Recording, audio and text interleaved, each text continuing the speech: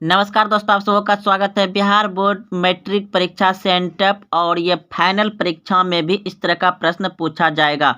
तो दोस्तों आज 16 नवंबर 2022 है, जो कि आपका आज गणित का परीक्षा होने वाला है। तो आपका सेम टू सेम ऐसे ही प्रश्न पूछा जाएगा। आप इसे जल्दी से देख लीजिए और जाकर के एग्जाम में छाप दीजिए। तो दोस्तों आपको 100 ऑब्जेक्टिव प्रश्न पूछा गया है, जिसमें से कि आपको मात्र किन्हीं 50 प्रश्न का उत्तर सही सही ओमार शीट में चिन्हित करना है। तो चलते हैं प्रश्न की ओर।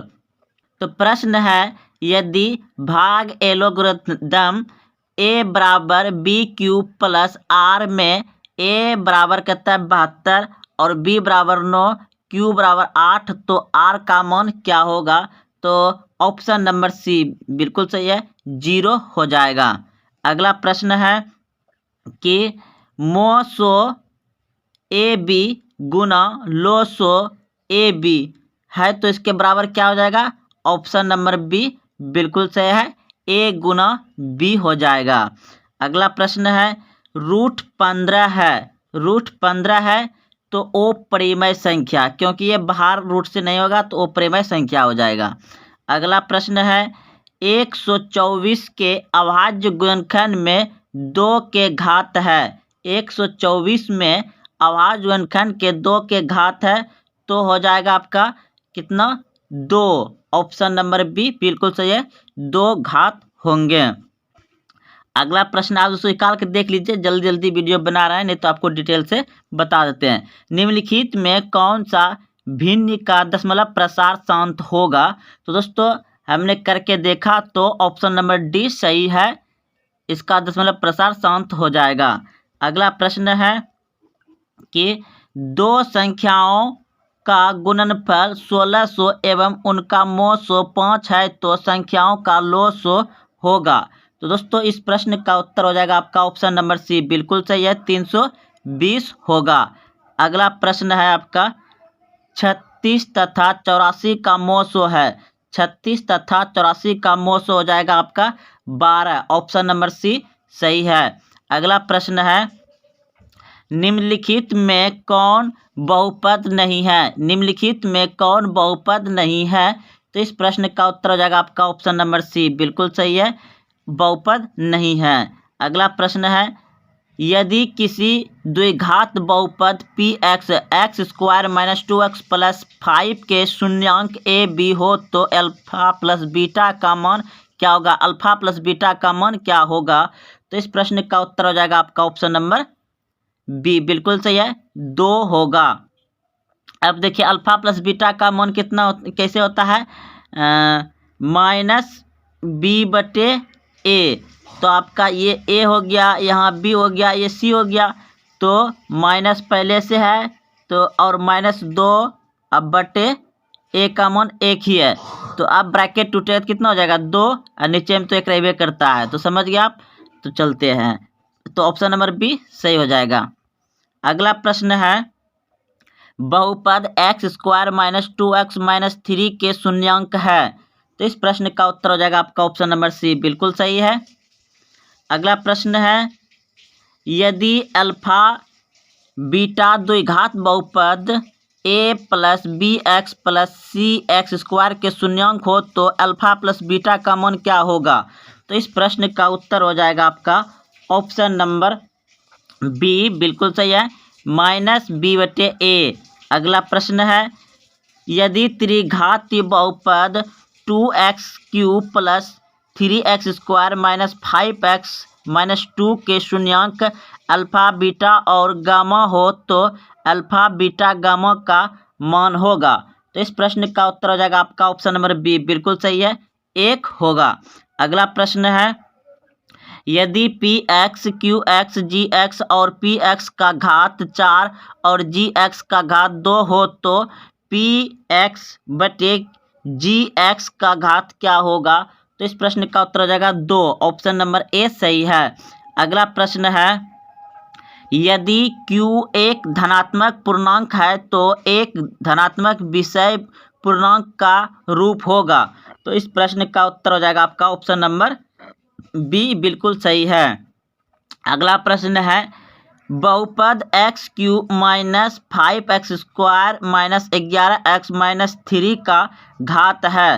तो आप देख रहे हैं इसमें सबसे बड़ा घात क्या है? सबसे बड़ा घात क्या है इसमें? 3। तो आपका जो घात पूछा है वही हो जाएगा, ऑप्शन नंबर बी सही है। अगला प्रश्न है किसी द्विघात बहुपद के शून्यांक यदि 1 एवं 1 है तो द्विघात बहुपद होगा। तो इस प्रश्न का उत्तर हो जाएगा आपका ऑप्शन नंबर बी बिल्कुल सही है, x² minus 2x minus 1। Option number B सही है। अगला प्रश्न है निम्नलिखित में कौन यौगिक संख्या है? निम्नलिखित में कौन यौगिक संख्या है? तो इस प्रश्न का उत्तर हो जाएगा आपका 32, यानी कि ऑप्शन नंबर सी सही है। अगला प्रश्न है निम्नलिखित में कौन सा युग्म सहअभाज्य है? कौन सा निम्न में कौन सा संख्या सहअभाज्य है? तो सहअभाज्य हो जाएगा आपका ऑप्शन नंबर बी बिल्कुल सही है, 18 और 25। 18 और 25। अगला प्रश्न है आपका यदि बहुपद x² प्लस 8x प्लस के एक शून्यांक दूसरे के व्युत्क्रम में हो तो k का मान क्या होगा? तो इस प्रश्न का उत्तर हो जाएगा आपका ऑप्शन नंबर ए बिल्कुल सही है, 3 होगा। अगला प्रश्न है यदि a1 बटे b2 बराबर a1 बटे b2 बराबर b1 बराबर b2 बराबर c1 बटे c2 तब समीकरण निकाय a1x plus b1y plus c बराबर 0 है तो क्या होगा? तो इस प्रश्न का उत्तर हो जाएगा आपका ऑप्शन नंबर सी बिल्कुल सही है, अनंत हल। अनंत हल। अगला प्रश्न है आपका कि अगला प्रश्न है 21 नंबर समीकरण x प्लस वाई 8 के वास्तविक संख्याओं के समुच्चय में कितना हल होंगे? तो इस प्रश्न का उत्तर हो जाएगा आपका ऑप्शन नंबर बी बिल्कुल सही है, अनगिनत हल होंगे। अनगिनत हल होंगे। अगला प्रश्न है आपका 22 नंबर यदि 29x प्लस 37y बराबर 103 एवं 37x प्लस 9y बराबर 95 तब क्या होगा? तो इस प्रश्न का उत्तर हो जाएगा आपका ऑप्शन नंबर बी बिल्कुल सही है। निकाल कर देख लें दोस्तों, x बराबर 2 और y बराबर 1 आएगा। ऑप्शन नंबर बी सही है। अगला प्रश्न है कि एक घातीय समीकरण का लेखा चित्र हमेशा निरूपित करता है। तो इस प्रश्न का उत्तर क्या हो जाएगा? आपका ऑप्शन नंबर ए बिल्कुल सही है, एक सरल रेखा। एक सरल रेखा होगा। एक सरल रेखा होगा। अगला प्रश्न है के किस मान के लिए समीकरण निकाय के एक्स माइनस वाई बराबर 2 और 6x माइनस 2y बराबर 3 का अद्वितीय हल होंगे? तो इस प्रश्न का उत्तर हो जाएगा आपका ऑप्शन नंबर डी बिल्कुल सही है, के बराबर not equal 3। Option number D सही है। अगला प्रश्न है यदि दो चर में दो रैखिक समीकरण के आलेख समांतर रेखाएं हो तो हल की संख्या होगी। तो इस प्रश्न का उत्तर हो जाएगा आपका ऑप्शन नंबर सी बिल्कुल सही है, अनगिनत हल होंगे। अगला प्रश्न है निम्नलिखित में से कौन द्विघात समीकरण नहीं है? निम्नलिखित में से कौन द्विघात समीकरण नहीं है? तो ऑप्शन नंबर सी बिल्कुल सही है, ये द्विघात समीकरण नहीं है। अगला प्रश्न है द्विघात समीकरण बी एक्स प्लस ए एक्स प्लस सी बराबर 0 का विवेचक कौन है? तो इस प्रश्न का उत्तर हो जाएगा आपका ऑप्शन नंबर सी बिल्कुल सही है, √b² माइनस 4ac। अगला प्रश्न है आपका द्विघात समीकरण x² प्लस bx प्लस 1 बराबर 0 का विवेकतर होगा। तो इस प्रश्न का उत्तर हो जाएगा आपका ऑप्शन नंबर ए बिल्कुल सही है, 12 होगा। अगला प्रश्न है यदि द्विघात समीकरण 2x² plus ax plus c बराबर 0 का एक मूल्य 2 है तो a का मान क्या होगा? तो इस प्रश्न का उत्तर हो जाएगा आपका ऑप्शन नंबर बी, बिल्कुल सही है, 7 आएगा। दोस्तों बिल्कुल इसी तरह से आज इसी तरह से प्रश्न पूछा जाएगा सेंटअप एग्जाम में, और यह फाइनल एग्जाम में भी बहुत इस तरह का प्रश्न आएगा और मिलेगा ही। तो चलते हैं अगले प्रश्न की ओर। प्रश्न है 30 नंबर, यदि द्विघात समीकरण के मूल्य 5 और -2 हो तो समीकरण होगा? तो इस प्रश्न का उत्तर हो जाएगा आपका ऑप्शन नंबर बी, बिल्कुल सही है। अगला प्रश्न है ऑप्शन नंबर बी सही हो जाएगा, x² - 3x - 10 बराबर 0, क्योंकि ये दोनों एक बार गुना होगा, ये दोनों एक बार जुटेगा, एक बार घटेगा। चलते अगले प्रश्न की ओर। प्रश्न है यदि यदि अल्फा इंटू बीटा द्विघात समीकरण 3x² प्लस 8x प्लस 2 बराबर 0 के मूल्य है, तब अल्फा प्लस a/अल्फा प्लस 1/बीटा का मान क्या होगा? तो इस प्रश्न का उत्तर हो जाएगा आपका ऑप्शन नंबर सी, बिल्कुल सही है, -4 आ जाएगा। दोस्तों हम जल्दी जल्दी बना रहे हैं इसलिए कि आपका एग्जाम हमको बहुत लेट से क्वेश्चन मिला और आप सबका आज एग्जाम है, तो जल्दी से और इसे पूरा डिटेल से समझना चाहेंगे तो हम बाद में फिर से इसका एक करके पूरा डिटेल से बनाएंगे। तो अगला प्रश्न है 32 नंबर, यदि द्विघात समीकरण ax² plus bx plus c बराबर 0 में विवेकतर का मान 0 से बड़ा है तो मूलों की प्रकृति क्या होगी? तो 32 नंबर का आंसर हो जाएगा आपका वास्तविक एवं असामान्य, वास्तविक एवं असामान्य, ऑप्शन नंबर बी सही है। अगला नंबर 33 नंबर प्रश्न है, समांतर श्रेणी 0.6, 1.7, 2.8, 3.9, ... का सार्व अंतर क्या होगा? तो आप सभी जानते हैं कि पहली संख्या में दूसरी संख्या को घटाने पर क्या जाता है? सार्व अंतर आ जाता है। तो आपका ऑप्शन नंबर ए बिल्कुल सही है, आएगा 0.1 आ जाएगा, 0.1 आएगा। अगला प्रश्न है, निम्नलिखित में कौन सा समांतर श्रेणी है? निम्नलिखित में से कौन सा समांतर श्रेणी है? तो इस प्रश्न का उत्तर हो जाएगा आपका ऑप्शन नंबर बी, बिल्कुल सही है, ये सेम टू सेम किताब का ही दे दिया गया है एनसीईआरटी का। अगला प्रश्न है, यदि 4/5 a, 2 किसी समांतर श्रेणी के 3 क्रमागत पद है तो a का मान होगा? तो इस प्रश्न का उत्तर हो जाएगा आपका ऑप्शन नंबर ए, बिल्कुल सही है, 7/5, 7/5 हो जाएगा, ऑप्शन नंबर ए सही है। अगला प्रश्न है, यदि समांतर श्रेणी का nवां पद 3n+5 है तो इसका सार्व अंतर क्या होगा? तो इस प्रश्न का उत्तर हो जाएगा आपका ऑप्शन नंबर सी, बिल्कुल सही है, 3 होगा। अगला प्रश्न है, समांतर श्रेणी 5, 7, 8, 5, 7, 9, 11 का कौन सा पद 29वां है? तो दोस्तों हमने निकाल लिए हैं, इस प्रश्न का उत्तर हो जाएगा आपका ए, 13वां पद होगा, ऑप्शन नंबर ए सही है। अगला प्रश्न है, यदि किसी समांतर श्रेणी का 7वां पद और चौथा एवं सार्व अंतर 4 है तो उसका प्रथम पद क्या रहेगा? तो इस प्रश्न का उत्तर हो जाएगा ऑप्शन नंबर डी, बिल्कुल सही है, 28। अगला प्रश्न है, यदि किसी समांतर श्रेणी में a18 और -a14 बराबर 32 है तो उस समांतर श्रेणी का सार्व अंतर क्या होगा? यानी कि 18वां पद और 14वां पद दिया गया है तो 32 है, तो उस समांतर श्रेणी का सार्व अंतर क्या रहेगा? तो ऑप्शन नंबर ए बिल्कुल सही है, 8 रहेगा। अगला प्रश्न है, 1 + 2 + 3 + 4 + ... n बराबर क्या होगा? तो इस प्रश्न का उत्तर हो जाएगा आपका ऑप्शन नंबर बी, बिल्कुल सही है, n × n + 1/2, ये योग करने का सूत्र है, यह योग करने का सूत्र है। अगला प्रश्न है, प्रथम 10 विषम प्राकृतिक संख्याओं का योगफल होगा?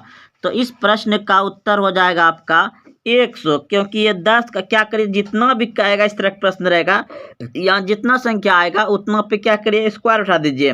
तो 10 प्रथम विषम पूछा गया है, तो 10 का स्क्वायर कितना हो जाएगा, 100। तो ऑप्शन नंबर बी बिल्कुल सही है। अगला प्रश्न है, y अक्ष से बिंदु ए 7 8 की दूरी क्या होगी। तो ऑप्शन 42 का हो जाएगा आपका ऑप्शन ए बिल्कुल सही, 7 इकाई होगा। अगला प्रश्न है, बिंदु -5 -3 किस पद में स्थित है। तो माइनस माइनस किस में आता है आपका, इस प्रश्न का उत्तर जाएगा तीसरे पद में आता है। ऑप्शन नंबर सी सही है। अगला प्रश्न है कि x अक्ष का समीकरण है, x अक्ष का समीकरण है, तो इस प्रश्न का उत्तर जाएगा आपका ऑप्शन नंबर बी बिल्कुल सही, y बराबर 0 हो जाएगा। अगला प्रश्न है, बिंदु P -6 8 की मूल बिंदु से दूरी है। तो इस प्रश्न का उत्तर क्या हो जाएगा, ऑप्शन नंबर डी बिल्कुल सही है, 10 इकाई हो जाएगा, 10 इकाई होगा। दोस्तों आप सब जानते होंगे मूल बिंदु निकालने के लिए रूट अंडर x1 x हटा देते हैं रूट के अंदर जो। अब आप देखिए 46 नंबर है, 46 नंबर प्रश्न है दोस्तों, बिंदु A 7 और 13 एवं बिंदु 10 9 के बीच की दूरी क्या होगी। तो दोस्तों इस प्रश्न का उत्तर क्या होगा, हो जाएगा आपका ऑप्शन नंबर ए बिल्कुल सही है, 5 इकाई होगा। दोस्तों निकाल लिए हैं और इसे पूरे डिटेल से बाद में बताएंगे दोस्तों, क्योंकि आज आपका एग्जाम है, तो जल्दी से आंसर देख लीजिए और जाकर के एग्जाम में छाप दीजिए। तो अगला प्रश्न है 47 नंबर है कि बिंदुओं A -5, 4 एवं 2 7 -8 को जोड़ने वाले रेखाखंड के मध्य बिंदु का निर्देशांक है। तो इस प्रश्न का उत्तर हो जाएगा आपका ऑप्शन नंबर बी बिल्कुल सही है, 1 - 2। अगला प्रश्न है, x बराबर 5 का आलेख कैसी सरल रेखा होगी। तो इस प्रश्न का उत्तर हो जाएगा आपका ऑप्शन नंबर बी बिल्कुल सही है, y अक्ष के समांतर होगा। अगला प्रश्न है, बिंदु 4.5 7.6 की कोटि है। तो इस प्रश्न का उत्तर हो जाएगा आपका ऑप्शन नंबर बी बिल्कुल सही है, 7.6। अगला प्रश्न है, त्रिभुज AOB जिसके संबंध में A, 0 O 0, तथा B 0B का क्षेत्रफल क्या होंगे। तो इस प्रश्न का उत्तर हो जाएगा आपका ऑप्शन नंबर बी बिल्कुल सही है, 1/2 AB वर्ग इकाई होगा। अगला प्रश्न है कि यदि बिंदुओं A -6 5 एवं B -2B को जोड़ने वाली रेखाखंड के मध्य बिंदु PA/2, 4 है, तो A का मान क्या होगा। तो इस प्रश्न का उत्तर हो जाएगा आपका ऑप्शन नंबर ए बिल्कुल सही है, -8 होगा। अगला प्रश्न है, कोसेक 90 डिग्री -थीटा, यानी कि इसमें क्या हो जाएगा, ये पूरा कोण बन रहा है, तो इसमें उसका उल्टा हो जाएगा, कोस का उल्टा क्या हो जाएगा आपका ऑप्शन नंबर बी बिल्कुल सही है, सेक। अगला प्रश्न है, 10 48 × 10 23 × 10 42 × 10 67 डिग्री का मान क्या होगा। तो इस प्रश्न का उत्तर जाएगा आपका ऑप्शन नंबर ए बिल्कुल सही, क्योंकि इसमें 10 90 में 48 घटा देंगे तो ये क्या हो जाएगा, कोट हो जाएगा। फिर इसको उल्टा देने के बाद ये क्या होता है, पूरा कट जाता है। तो एक ही आंसर होगा, ऑप्शन नंबर बी सही है। अगला प्रश्न है, 54 cos square 17 degree -sin square 73 degree. तो इस प्रश्न का उत्तर हो जाएगा आपका ऑप्शन नंबर ए बिल्कुल सही है, एक ही होगा, क्योंकि इसको अगर आप इसको चेंज कर सकते हैं या इसको चेंज करिए, दोनों में से किसी को भी चेंज कर दीजिएगा तो दोनों क्या हो जाएगा, कट जाएगा और एक आ जाएगा।